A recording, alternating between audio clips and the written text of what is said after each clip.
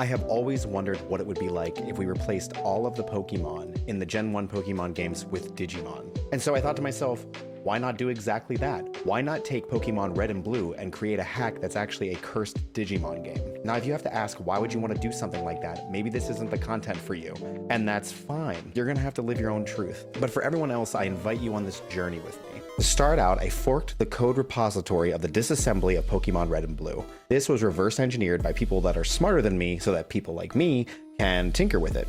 I knew that the first thing I wanted to do was replace the sprite of Charmander with one of Agumon, literally a Digimon clone of Charmander, but also one that appears immediately during the title screen. So I started by trying to find some low-res sprites of Agumon. The current Charmander existed in the repo as a PNG file, so it stands to reason that swapping out that PNG file with one of Agumon would swap out the sprite in the game. Turns out there are tons of complications with this. The code would not compile unless it was a very specific PNG format, so no RGB colors. It needed to have one grayscale color channel and also no transparency channel. It can only have a few levels of grayscale, what's called bit depth, and of course it had to be a pretty small size. I found a terminal tool called Image Magic, which allows you to convert PNG files exactly how you need them, and this gave me what I needed. It took quite a few tries, but finally I got a decent looking Agumon in the title screen. And the same sprite is used in the game itself. I repeated this process with the Pokemon logo, replacing it with the Digimon logo, and now I have a pretty cool money shot for my hack. I found the file where Charmander's name is actually coded and replaced it there with Agumon. Names here have to be exactly 10 characters, so I had to add some of these @ symbols. This changes it throughout the game everywhere except for hard-coded dialogue, like what Professor Oak says at the beginning. So I changed that there as well.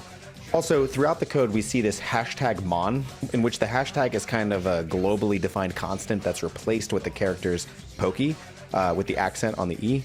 But replacing the definition of this hashtag with the character's Digi, I effectively have done a find and replace for the word Pokemon with the word Digimon, including dialogue throughout the entire game. I even now have Digiballs and Digimarts.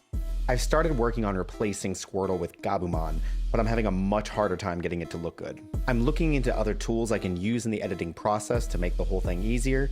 Right now, the hardest part is that the actual image in the game looks different than the actual PNG. Making a change, compiling the code, playing the game to see the sprite in the game is very time consuming. Hopefully by the time I make another video on this, I'll have a much better process in place on how to do this. If you like this content, all you have to do is like and subscribe to show me that you want more. I hope all of your dreams come true in life. See you next time.